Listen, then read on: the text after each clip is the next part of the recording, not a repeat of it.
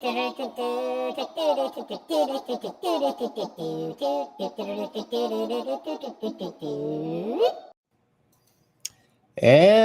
we are live. Welcome, everybody, to Live at the Hive, episode 223. I am your host, Dan Nedelko.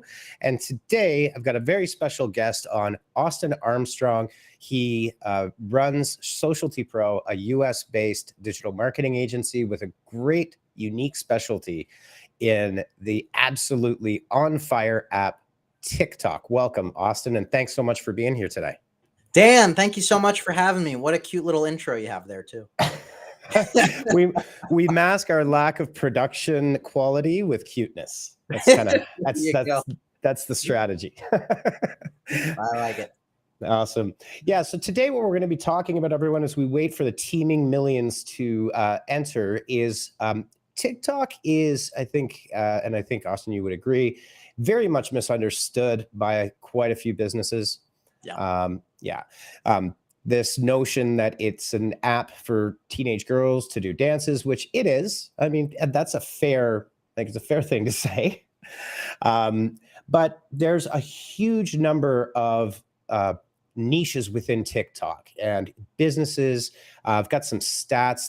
There's over 1 billion active users a month on TikTok. Hundreds of millions of them are in the United States. I think 190 or 200 million now. So you're looking at almost half the population. And we'll dive into this a little bit, but TikTok users are rabid 8 to 10 times a day engaging with the app. And you've probably, I mean, just notionally, Austin? How many times do you open TikTok a day? Probably a lot more. Oh, you don't want it. I don't even want to look at my my phone's analytics of how much time I spend in the app, because it would probably scare me. Yeah, if you have any device care kind of apps in the background and you're in our line of work, I think I don't want to know about it. Yeah, awesome. Before we kick into letting Austin introduce himself, if you are on Facebook, YouTube, Twitter, Twitch, where are we today? We're on TikTok on Austin's profile, doing a bit of behind the scenes. Drop a like, drop a follow, subscribe, and most importantly of all, if you are watching and lurking, please drop live comments. We will answer them as best we can live. And if you're watching us recorded, drop a comment. Both of our teams will be watching, and we'll be happy to help you out and answer any questions you have. Oh, and one other thing I should mention is welcome to Austin's audience, we are also being really super fancy today, and we are co-streaming on all of our channels as well. All right. So, Austin, the floor is yours. Can you tell us a little bit about yourself, your history, where you came from, and Socialty Pro? And I love what you guys are doing. I actually ran into your TikTok account probably about 3 months ago. Oh, cool. Yeah, I thought it was really great, and saw all the great content you're putting up, but would love to learn more about, where you started and where you're going. Yeah, thank you. So I was fortunate enough to find out what I was put on this earth to do at a very young age. So I've been doing digital marketing since I was 14 years old, which is 17 years ago, more than half of my life at this point. Started back doing social media marketing on MySpace and sort of never stopped. Fell in love with it immediately. And I've just been doing it from one capacity or another ever since, mostly behind the scenes, working with agencies, went the part-time to full-time to manager, worked at other companies behind the scenes as their head of digital strategy and whatnot. Started my agency next month, May. So depending on when you're listening or watching this, May will be 3 years in business that I started my agency, Socialty Pro. We really started as an SEO agency, as well as a video and social media agency as well. Big emphasis on YouTube and other social strategies. But when TikTok came out, I really jumped on it, jumped all into it. Not to digress too much, but I was actually let go from my full-time job while I was growing this agency as my side hustle. When I was let go, I decided to go all in on TikTok in particular to see if I could use it as a tool to grow my business personally. And it immediately clicked. So here we are, 2022. I've posted about 1,900 videos on TikTok. Wow. We're at, I think, 320 something thousand followers on there. It's Mhm. literally changed my life. I just started a TikTok podcast as well, interviewing other business owners that are crushing it on there. And we just have a lot of fun playing on social media all day and building out digital campaigns. I love this stuff. I love to talk about it. I love to get creative, and it's just a lot of fun, man. Yeah, that's amazing. You know, one of my favorite things with TikTok when, especially when they launched any of their paid, was don't make ads, make TikToks. Love that. Um, Loved it. I thought whoever came up with that is a brilliant way to express something that I'm sure that you and I have both been talking about for years, which is create native content, create engaging content. Stop with the ads and the billboards on social. Which is a huge mistake where you see traditional agencies coming in with the notion that I'm going to slap a car ad on a pre-roll on a YouTube video or, do the same Mhm. thing and just repurpose it there. I'm interested to hear a little bit about your strategy of going to TikTok and focusing in there. And so give maybe a little example, like how have you met potential clients that you've ended up working with? Was it through DMs? Were you collabing with them? Did you reach out? How did that look? Yeah. So quick backstory here. I hate sales. I am not a salesman. I freeze up. I hate cold calling businesses. I hate cold emailing businesses. I tried the LinkedIn outreach thing. I hate it. It's just not me. So I had to figure out something that worked. Mhm, And this is really like the Gary Vaynerchuk model of just give your best information out for free. mhm, And that's exactly what I did. So everything that I've learned over the past 17 years, useful websites, managing and growing SEO campaigns, video marketing strategies, social media strategies, I just started creating bite-sized pieces of information around mhm. how to do everything totally for free, no questions asked. I just put the information out there. And Dan, the craziest thing happens when you put free information out there that shows that what you're actually talking about. You're showing use cases, you're showing how this is working. Guess what? They Mm. trust you because Yeah. you have earned their trust by consistently showing up and consistently providing value. And so what my sales strategy has been is I'll have a Calendly link in my bio. There's a Mhm. bunch of different ways that I've monetized TikTok that I'm happy to talk about if you want to dive down that. But from a client Sure. acquisition perspective, schedule a 15-minute call with me on my Calendly. Calendly has some pre-qualifying questions on there so that I don't get anybody and everybody, Yeah. but the people that we can actually help and that can frankly afford our services at this time being. We Mhm. jump on a 15-minute call, and then I'm much more comfortable with that because they already know me, they already like me, they already trust me. My videos have already sold them. We're on a call, they're ready to rock and roll. We outline a little bit of a strategy from there. Mhm. And if it's a good fit, I'll send over a contract agreement there or a proposal, depending on the conversation, and we'll move forward. It's very much like a top level strategy, but I have been able to convert like crazy through TikTok. That's incredible, and I just love that you recognized early on the power of TikTok, and I think one of the things, and I do this quite frequently on LinkedIn, 30 to 45, 55-second videos are great because when someone runs into that, and this is a case for TikTok. Now we could talk about the 3-minute, 10-minute Yeah. thing. Remember when the 3-minute video came out on TikTok, people were like, It's oh, like, that's so no, what am I going long. to do? Now they have the 10-minute TikTok. Yeah. Um, but for businesses and service professionals regardless, you can actually convey quite a bit in a very short period of time there, Yeah. and do it in bite-sized nuggets, right? So I think that's a great it's a great strategy and brilliant. So maybe you want to run over, you sent over some examples here. I'm happy to pull them up and maybe we can talk Yeah. a little bit about what these businesses are. And I think you know we already talked a little bit about the misconceptions. What are some of the biggest misconceptions that you found that people have about TikTok from a business perspective? Or do you even run into that because of the way that you're doing things? Oh, so many misconceptions. Mostly it's people that I talk to that are not currently on TikTok. The Mhm. businesses that reach out, they're already on TikTok. They know what's going on. They're seeing some stuff. They've, you know, their curiosity is piqued, so they reach out, and I can convince them because we just do this over and over again. But one of the biggest misconceptions that I hear from people in real life outside of the online world, or if I talk to a business referral from somebody, is that, you know, like you said at the beginning of this, is that's just that dancing app. That's just that music lip syncing app. Mm-hmm.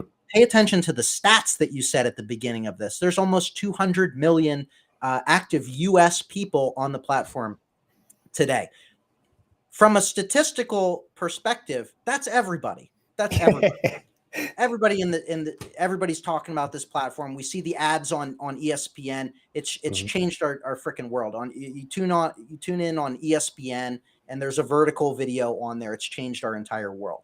Mm-hmm. So yeah, exactly. And go ahead. Sorry. No. I'm on a long-winded rant here, but one of the biggest misconceptions is because a lot of the people that are creating content are a younger demographic of people. And when you first log on to the app, it doesn't know what you like. So it's going to show you the most popular videos at that time. You have to sort of train the algorithm a little bit to show it what you're actually interested in. But mm-hmm. that is the opportunity. 200 million active people on the platform. Only a very small percentage of people are actually creating. Everyone else is lurking. Your business, your target clientele, whoever you're trying to reach, are on the platform. They just might not be creating.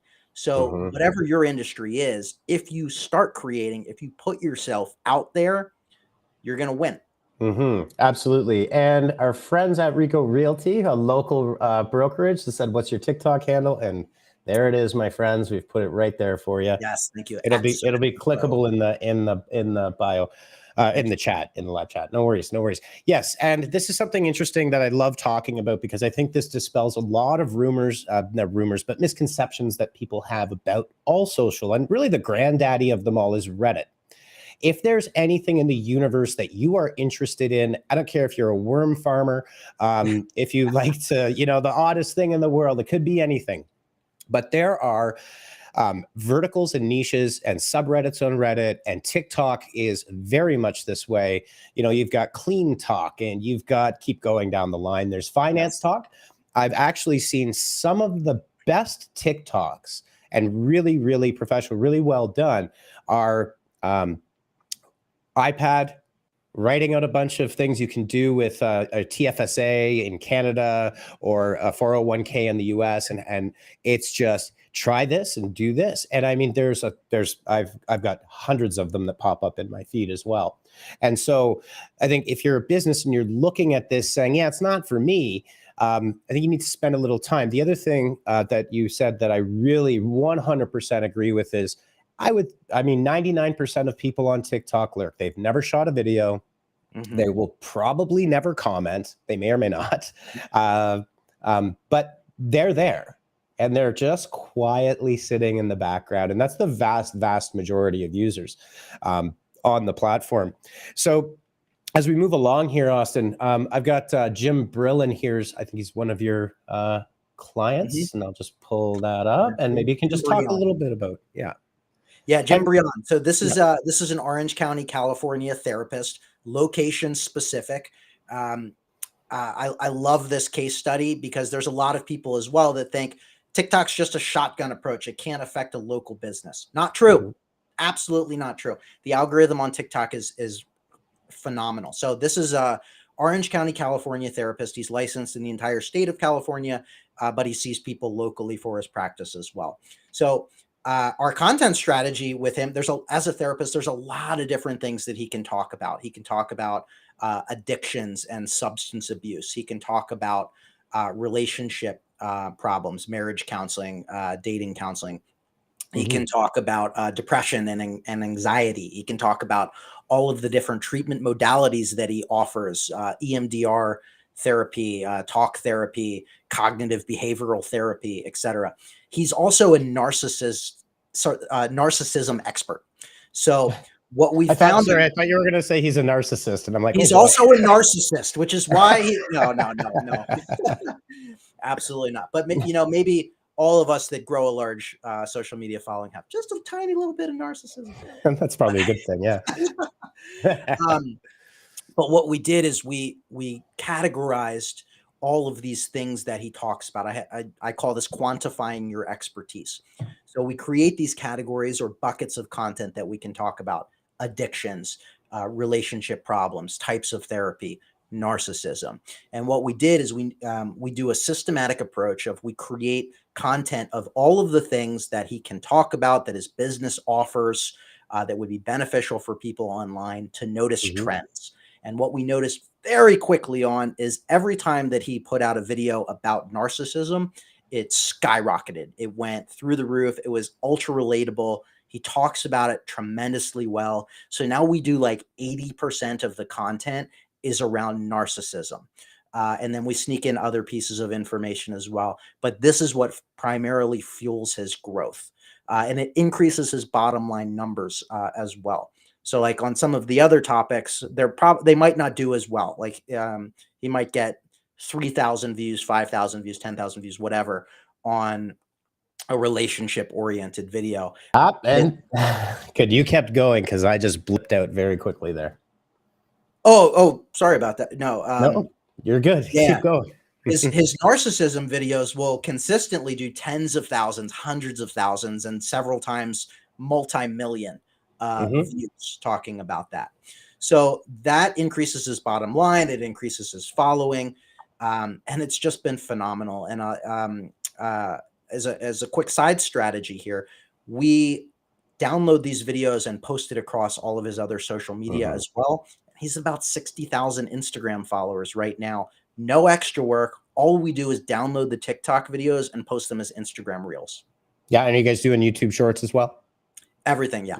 Everything. Yeah. It's a great point. And that's one of the things we all really love over here at Honeypot about the 9x16 format, which is now obviously super popularized.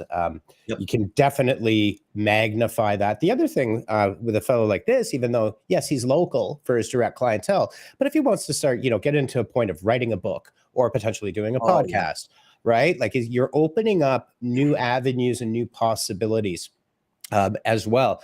And I agree. One of the things that we always talk about with our clients is we use content pillars. We call it exactly the same thing. Is like you list out your personas, your customers, your ideal client persona, their fears, their interests, and then what you can provide to solve them, and then test that and go with the ones that what we would call a banger, right? And so follow the algorithm, because one thing where TikTok is incredibly strong, this is where it's like YouTube versus TikTok, right? It's like a punching match.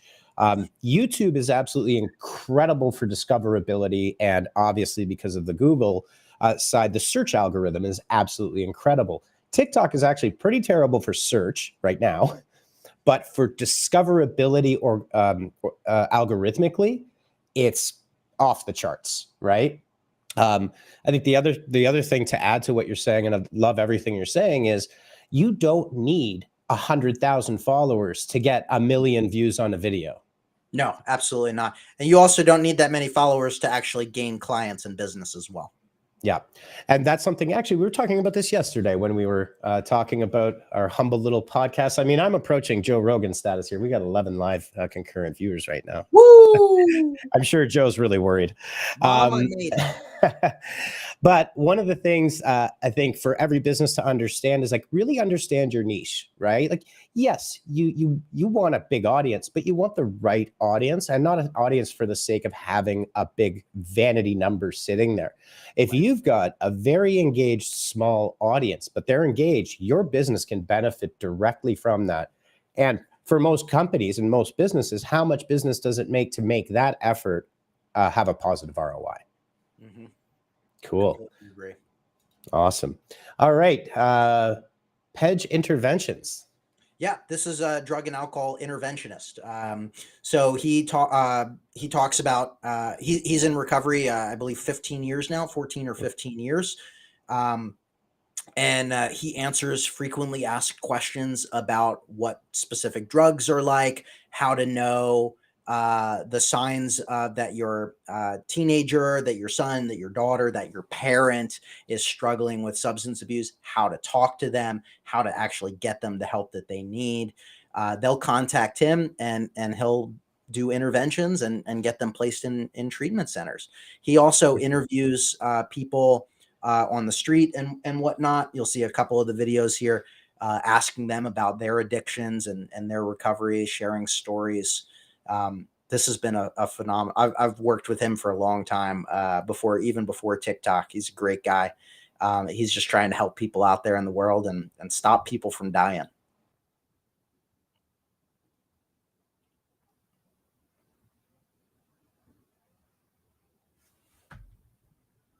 Oh, did I lose you? I froze, or you froze.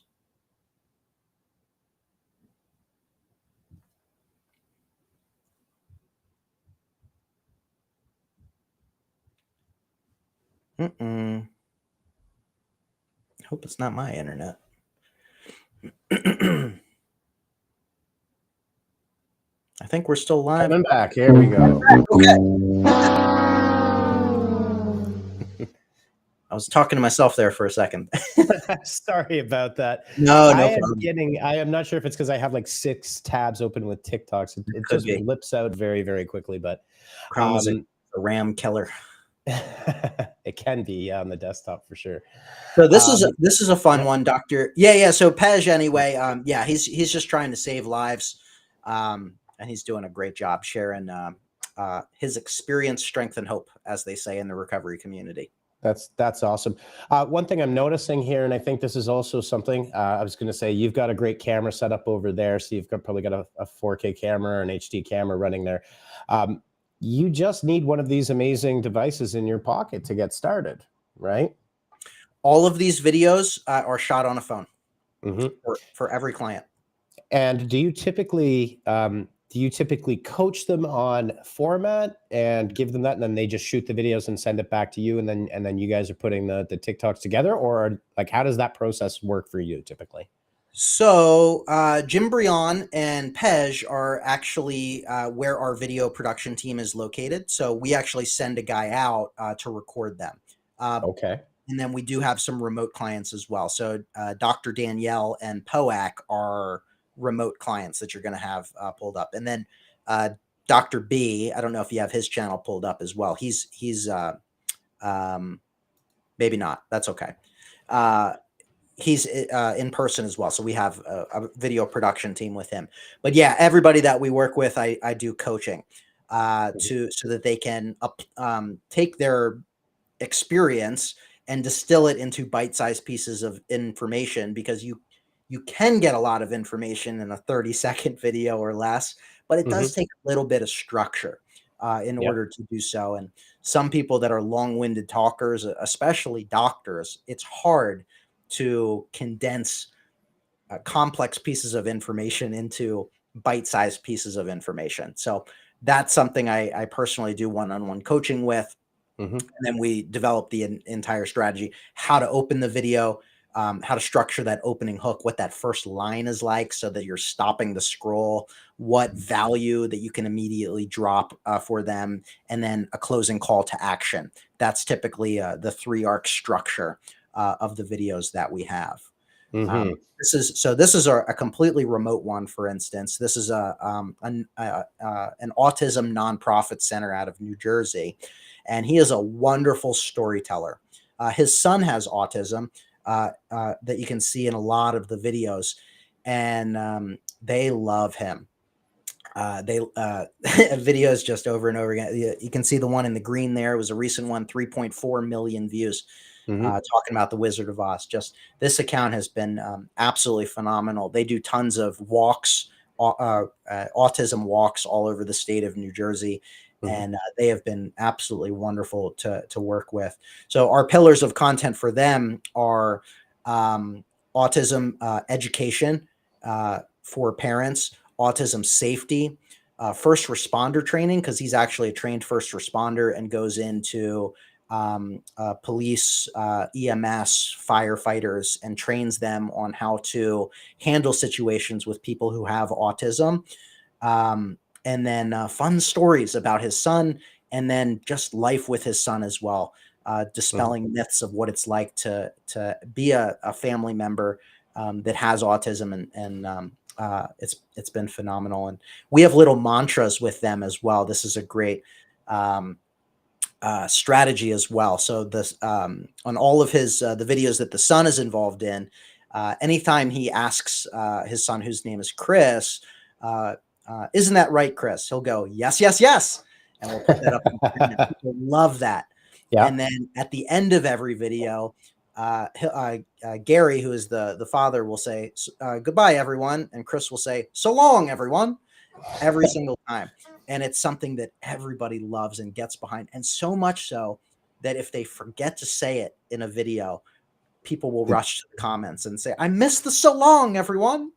So you might want to ask them to miss it every once in a while, just to keep people engaged and get those comments engaged. Yeah, no, that's amazing. And one of the things that we've noticed working with several clients, especially in the creative arts and in I guess you would call it not the emergency services, but the life services industries like these folks, is what TikTok has done. Like, I wouldn't say YouTube hasn't done this and Reddit hasn't done this, but in a very unique way. Small businesses like this would never have the capability to reach a massively large audience of people that are dealing with the same thing. And maybe a lot of the viewers are just looking for support or entertainment, or they've got a child with autism. They may never engage with this group as a client, but there's a community aspect that seems incredibly genuine on TikTok. Yes, absolutely. In every industry, and it's very collaborative as well. Like, I'm very in touch with marketing TikTok or marketing talk, and it's very much not a competitive space. We all collaborate. We do dual live streams together. We refer each other business from time to time. We're here to help each other. We engage and comment on each other's videos, and yeah, this awesome perspective. It's very much community focused, much more so than I've found on other platforms.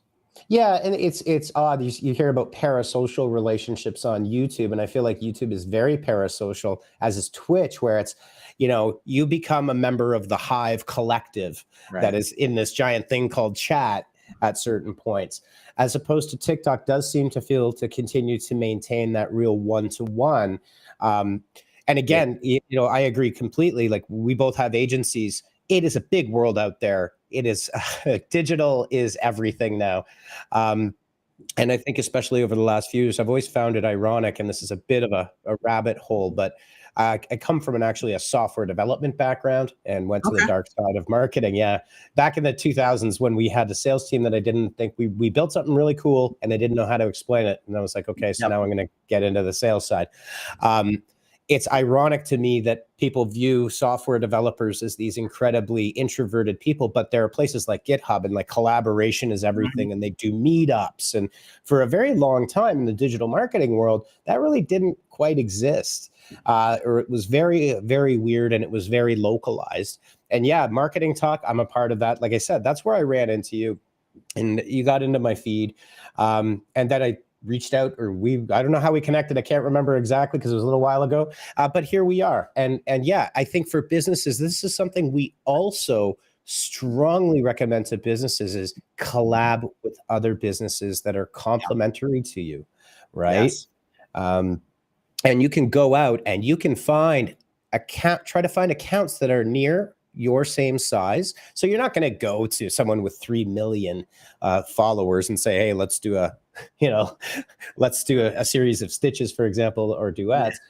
But you can really bring together networks and grow both networks and just expand your own reach as well on the platform. Yeah. Absolutely. And there's an algorithmic benefit of that as well. If you're you're essentially creating paths and telling TikTok and telling other people that these accounts are related to one another. So for instance, when you, my phone just died here. When you follow someone on TikTok, go to their profile and follow them. What happens is a drop-down menu will appear with other accounts that are related to them. And same thing with videos that you interact with. So the more that you're putting yourself in the same bucket of similar creators, whether it's collaborating, whether it's regularly commenting, whether it's stitching or duetting their content, you're building those signals out so that other people that follow them and engage with that content will also see your content as well. Yeah, for sure. And I think this is something we talk a lot about. I do a lot of work with financial advisors, especially in the LinkedIn space, and trying to teach them how to talk to people on LinkedIn. You know, one of the things that's important with all of these networks is these algorithms. If you're not seeing what you want, you've got to train that algorithm. And you can do that by deciding who you're going to go visit, like on TikTok, what profiles you're going to visit, what profiles you're going to follow, and warm that account. I'm kind of, well, 50-50 on how happy about not having that many scheduling features for TikTok. I think it's a double-edged sword. But you know, one of the things that a lot of these scheduling apps have done is a lot of businesses think, well, there's my content calendar and we can just pop that thing in there and we're done till next month and we're good to go.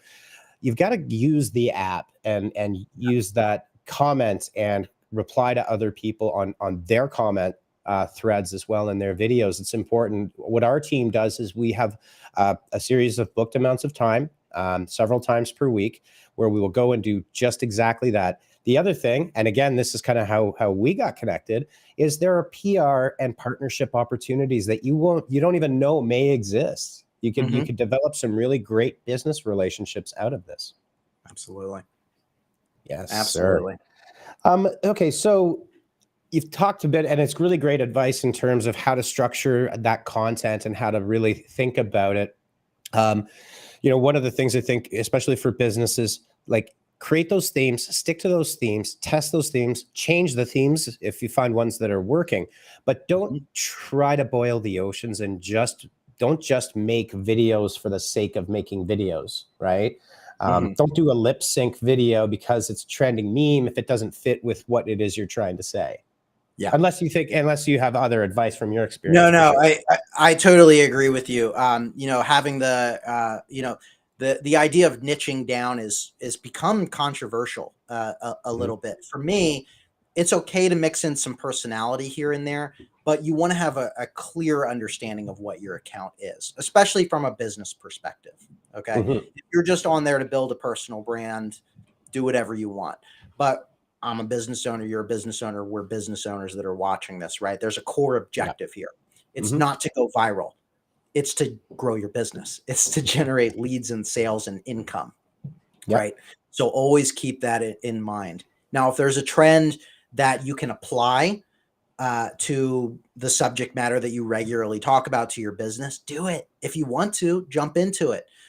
You don't have to. Like looking at the accounts that you showed of our clients, they don't really do trends. You know, Jim Brion is at 97,000 followers. He doesn't do any trends. Poak is at 166,000 followers. He doesn't do any trends. He doesn't dance. Dr. B that we didn't show it, but he's a medical doctor, addiction recovery doctor. He's at about 200,000 followers. He doesn't jump on trends. He just communicates his expertise. That's enough, right? So you can have fun on this platform. Social media is fun, but have that clear goal in mind and stick with it as best as you can. Yeah, for sure. And I think the other thing that's really important is, and you mentioned this before, is create your pillars or your themes, create your content, and then go back and look at your own profile analytics and see which ones are resonating. And that's the trends those are the trends you should be concerned about, your own trends. One thing that you mentioned there that I wanted to touch on, because I think it's incredibly important. One of the most annoying things that I will ever hear is, I think I need to do social for the sake of being there. And that is an absolutely terrible approach, because you will never, you'll never qualify any return on your investment if you're a business. No way. Up on some of these profiles, you got beacons, links, there's Linktree. One of the important things is to create a funnel path, and it's not a strict funnel. I think people really misunderstand. Like, we're not trying to drive people to click on the profile to click on the link necessarily directly, but you have to have it there, because when you're providing that value, you need to create the ROI points, right? So you have something to measure against. And again, see, obviously all of your client accounts have those there. All of ours do too. Quite often we will see accounts that are completely disconnected. I do have a question for you. In your experience, have you tried crossing over users from TikTok to, say, YouTube Shorts, or is it really just, are you trying to grow each channel individually? Though, what's your experience with that? Yeah, so there are some ways to do that. In fact, I just dropped a podcast episode on how to leverage TikTok to grow your Instagram following. So there are a couple ways. If you tell people, go follow me on Instagram for more information, maybe a percentage will, but that's not a good enough reason. You have to sort of create that path. So a good way to do like TikTok to YouTube, for instance, is if you release a YouTube tutorial on something, a long tail keyword, an explanation, whatever your YouTube channel is about, do an abbreviated version of that on TikTok. Do the 30-second version of it. Here's how to get more website backlinks, right? Step 1 is do this. Step 2 is do this. Want to see a full tutorial on how you can do this and implement it for your business? I just dropped this YouTube video. Go check it out. That's the best way, because the video is on TikTok has value in and of itself, right? Yep. And then you're just tweaking your ending call to action, driving them to somewhere where they can learn more, dive deeper into the funnel, if you will. So, and this is, TikTok you're using as awareness stage, and then you're nurturing them with more information on YouTube. Another quick strategy that I love to do to drive people over to Instagram is sometimes I found that the TikTok policies and terms and conditions and stuff are a little more sensitive than Instagram. So I'll do a video like, here's a useful website that's going to help you with X, Y, and Z, right? And it shouldn't, but every now and then those videos will get taken down if it builds up enough momentum. Possibly people report it, possibly TikTok flags it for some reason, and then it takes that video down. Well, because I'm repurposing all my videos everywhere, I automatically will post that on my Instagram. I'll do a new TikTok video and lean into FOMO. So what I'll do is I'll open a video and say, TikTok doesn't want you to see this video. And I'll briefly tease what it's about. They don't want you to know that you can go to this website and learn about X, Y, and Z. And then at the end I'll go, but you can find the full video on my Instagram. And then I'll say, because they don't censor. So I'm doing two things. One is I'm driving people over to my Instagram because FOMO, they want to see it. But I snuck in there and a little engagement hack. I said something controversial. I said, Instagram doesn't censor. Of course they censor. Everybody runs to the comments and says, what do you mean Instagram doesn't censor? Of course they censor, blah, blah, blah. All that does, those negative hate comments boost my video up. So more people see it, more people go over to my Instagram. Yep. And that's a great one. That's a great one. And a lot of these come from big YouTubers too, that have been doing this for a decade or more, right? The Mr. Beasts of the world.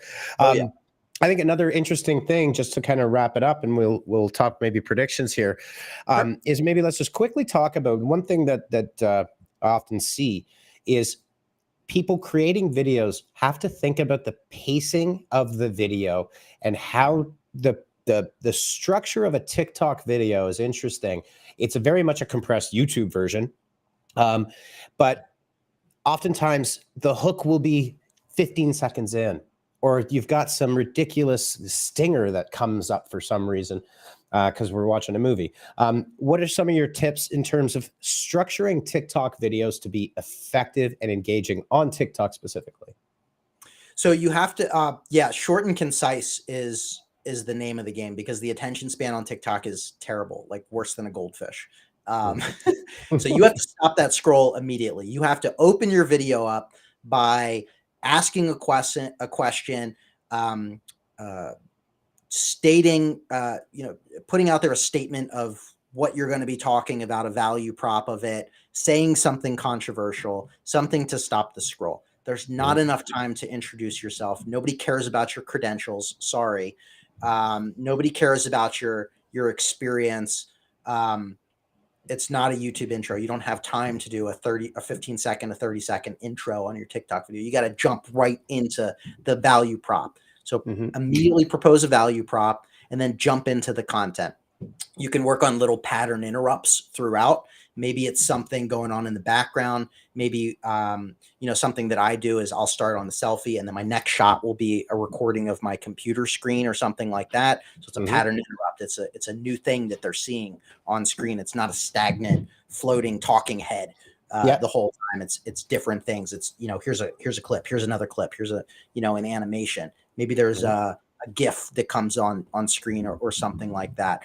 And then you can either jump right into the closing call to action, or you can sneak in multiple intriguing elements throughout. Like I did a video yesterday, for instance, where I tell a story. I'm doing a storytelling element of, there was a channel recently that just blew up. They gained 100,000 subscribers in 3 months. It was a countdown channel. They released 100 YouTube videos in 100 days. They're 6 seconds long, counting down from 100 to 0. And so I opened that video and saying, this YouTube channel just trolled the entire world and you're not going to believe how, right? So I create that level of intrigue, and then I build it up. And then I, in the middle of that video, I say, and you're not going to believe what happens when the countdown hits 0. So I re-trigger their need to find out what happens, right? And then I explain the video, what happens at the end, and the video ends, and I ask them a question. I say, do you think this is the best troll of all time? Right. So, sneaking that in, that's a great structure. Another thing that's very good on TikTok as well, very effective, is a perfect loop strategy. So the last statement or frame of your video links together perfectly with that first frame.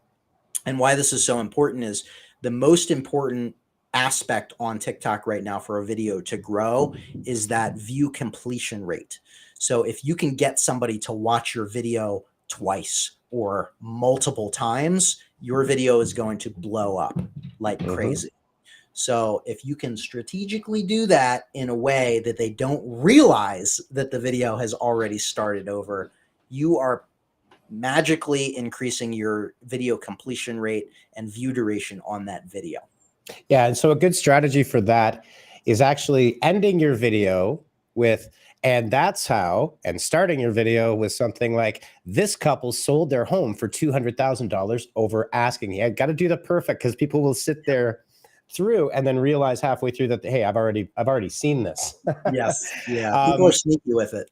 Yeah, and I know you're into YouTube as well. One of my favorite channels over there is a channel called Colin and Samir, where they talk to new media creators and really dissect these types of strategies. And it's really incredible and fascinating.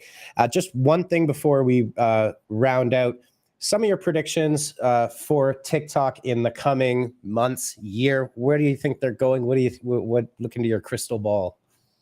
Yeah, so I think with the addition of 10-minute videos that we had alluded to, I think what they're trying to do is increase the attention span on the app, which will give more advertising opportunities.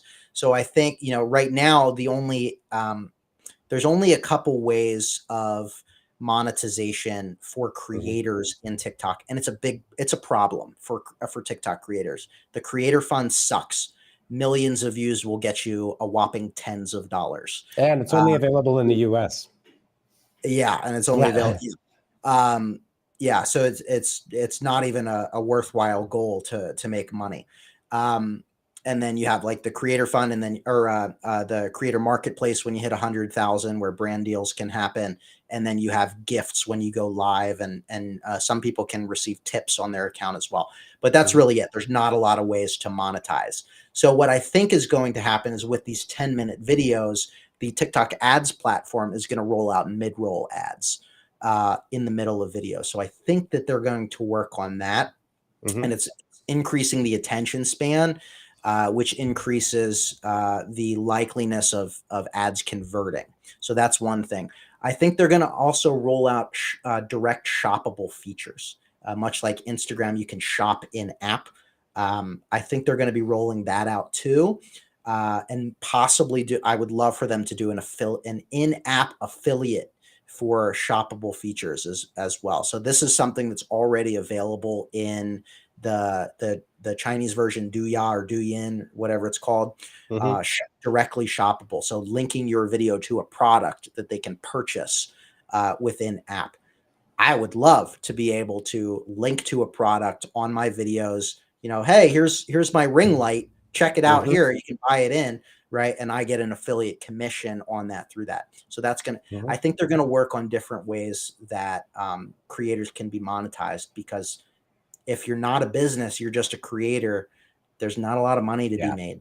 That's where YouTube is really, well, I wouldn't say they've nailed it, but they've certainly nailed it better than anybody else, where their entire revenue stream is 55% of the 45 that, you know, they're minting creators over there. I totally agree with all of that. In fact, we just did a couple of episodes on headless commerce, and Shopify is introducing all of their headless commerce integrations with TikTok and Instagram. They announced it about 3 months ago. It's already here. Not a full experience yet, but trust me, these are titans throwing thunderbolts at each other in the sky. And Jeffrey Bezos and Amazon effectively, in my opinion, purchased Twitch for the live shopping features to integrate the Twitch platform into Amazon. And these guys are all going to come out swinging for revenue because, again, in Asia, the shoppable live stream is it's mind-blowing how big it is.